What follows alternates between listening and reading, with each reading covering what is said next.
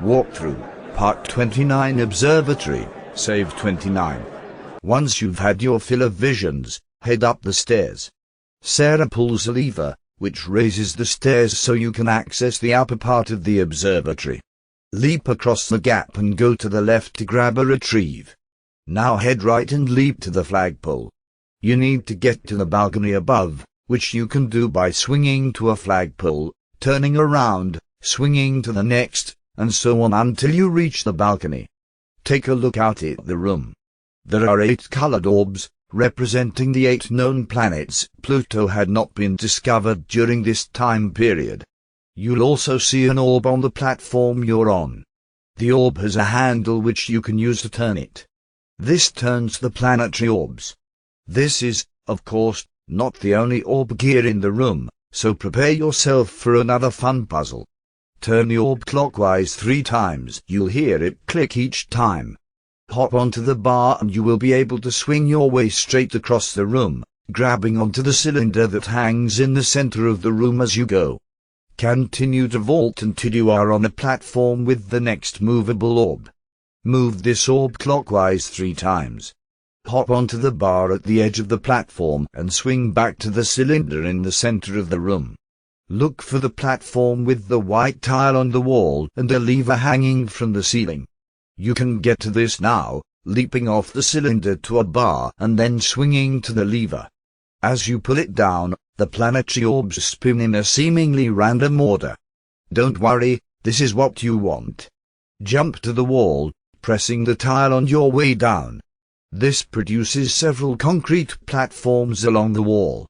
The platforms last for only a few seconds, so quickly wall run the gaps to get to the next movable orb.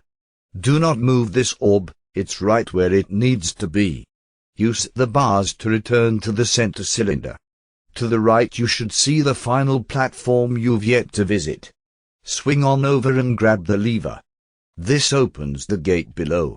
Jump onto the thick rope and slide down, leaping from rope to rope to make your way down safely. At the bottom you'll see another lever, but don't bother to grab it, as it's one Sarah has already used.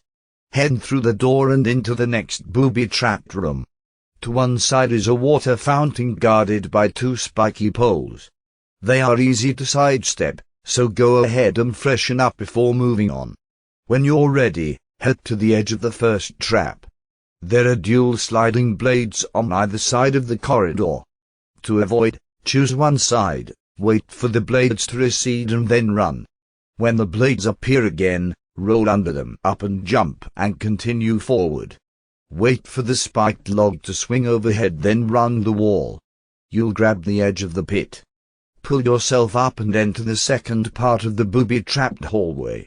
This short corridor is rather easy.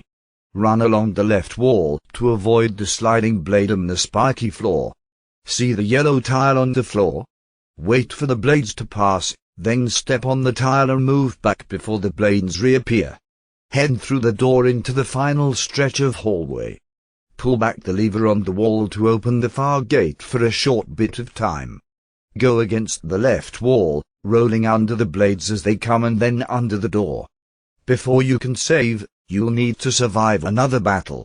Fortunately, you can drink plenty of water before your enemies even give you a second glance. Use the wall vault attack to knock down enemies, and don't hesitate to freeze them to gain some breathing room. When the sand warriors are obliterated, go to the save point for one of your less traumatic visions.